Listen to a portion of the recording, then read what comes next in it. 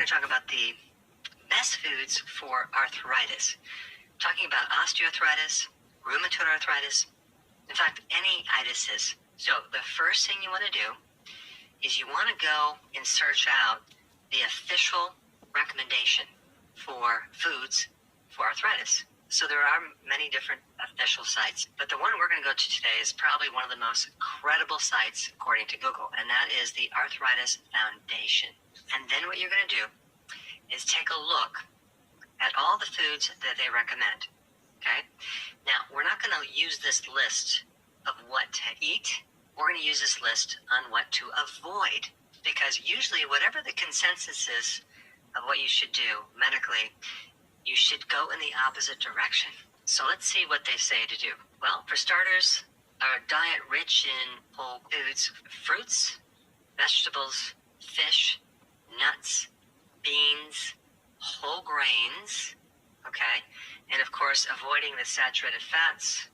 Now, there is a few things on this that I do agree with. Number one, fish, and of course, vegetables, except there's some caveats to that, which I'll explain. So when you have arthritis, you have inflammation, right? So we're trying to get rid of inflammation. So when you consume a lot of fruits, you're going to generate a lot of sugar.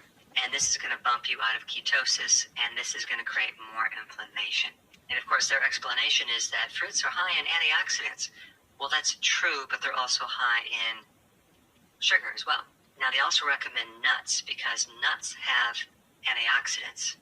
Well, there's really only one nut that I would recommend if you have arthritis, and that would be walnuts, because it gives you the precursor. It's called ALA that turns into EPA in DHA, which is the omega-3 fatty acids. Now, you're not going to get a lot of conversion, but you'll get some. But unfortunately, the rest of the nuts are high in omega-6 fatty acids, and they can be inflammatory, especially if you're doing like the nut butters. Now, what about beans? Okay, aren't beans good for arthritis? Because they are also high in antioxidants. Well, the problem with beans is they're also high in lectins and oxalates, which are anti-nutrients that can aggravate arthritis. Not to mention, they're a bit high in carbs, and they can really interrupt your digestive process. And I would venture to say that a lot of arthritis has to do with inflammation in the gut. Now, of course, the next big one that the Arthritis Foundation recommends is these whole grains, right?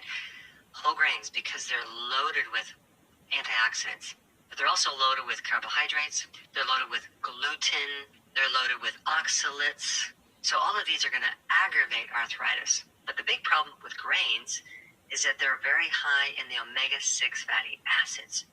So this leads to the next topic, what they say to avoid. They say red meats, eggs, and dairy, okay? Well, let's talk about these three things right here. What you need to know about this, to make it really simple, is that when you eat animals that are fed with grains, you're going to get a much different profile as far as the omega-6 to the omega-3 ratios. So the question is red meat bad? It depends on what the animal ate. Now, what about chickens? Well, chickens are probably one of the most highest sources of omega-6 fatty acids. So if you get chickens from the farmer's market, you're going to get a much better profile. You're going to get less omega-6 because they're free-ranged, hopefully. And so they consume more bugs, maybe less grains. And so when you have pasture-raised organic eggs, you're getting a much better profile with these ratios. Now, what about dairy? Where does dairy come from? Cow milk. Conventional cow milk can turn into a good product if you ferment it. I'm talking about like grass-fed, plain kefir, whole milk kefir. I think that can help your gut and help arthritis.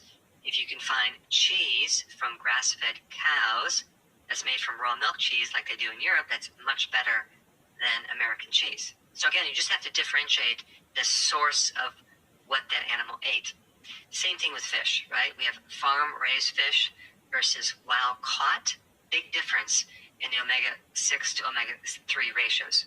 So to keep this really simple, you want to have wild-caught fatty fish like salmon, sardines, cod liver. You can get it in a can, wild-caught. The cool thing about cod liver or cod liver oil is it's very high in omega-3, but it's also high in vitamin D and vitamin A, whereas fish oil doesn't have that.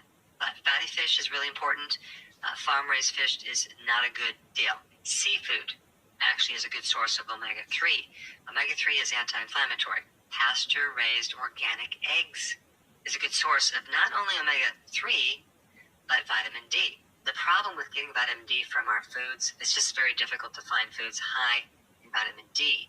But vitamin D is a very powerful anti-inflammatory for arthritis, so you'd want to consume the foods that align with that. Like even with pork, for example, pigs that free range, that go outside the barn, that get sun, have a much higher level of vitamin D than the pigs that are confined to a physical structure and they can never leave.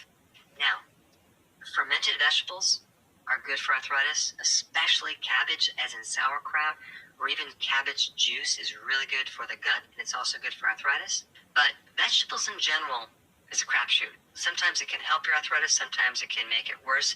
It's all dependent on how much inflammation you have in your gut, because a lot of people with arthritis have itis in the colon too, and if they do more fiber, even vegetables, that can make things worse. So some people that have arthritis will do very good if they completely eliminate any fiber and do the carnivore diet, which is a lot of saturated fat and protein, which is interesting. And of course, on the avoid list, avoid sugar, refined grains, avoid whole grains, which have gluten in it that turn into sugar really quickly. Avoid trans fats, anything with the word hydrogenated, whether it's partially hydrogenated or just hydrogenated, you want to avoid that. Seed oils are really bad for arthritis, and so that would include the soy, the corn, the canola, the cottonseed, even the peanut oils, safflower oils.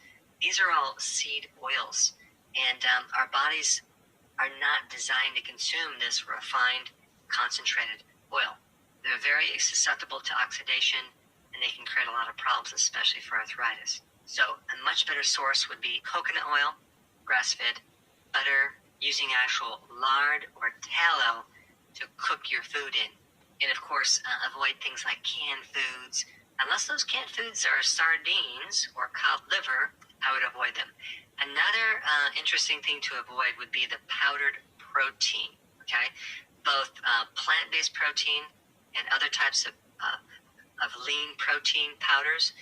Your liver just does not do well on them, and you may find that it stirs up your arthritis, especially whey protein and soy protein isolates, and even pea protein can do it. You want to consume protein that normally comes with the fat, so a natural whole food source of protein.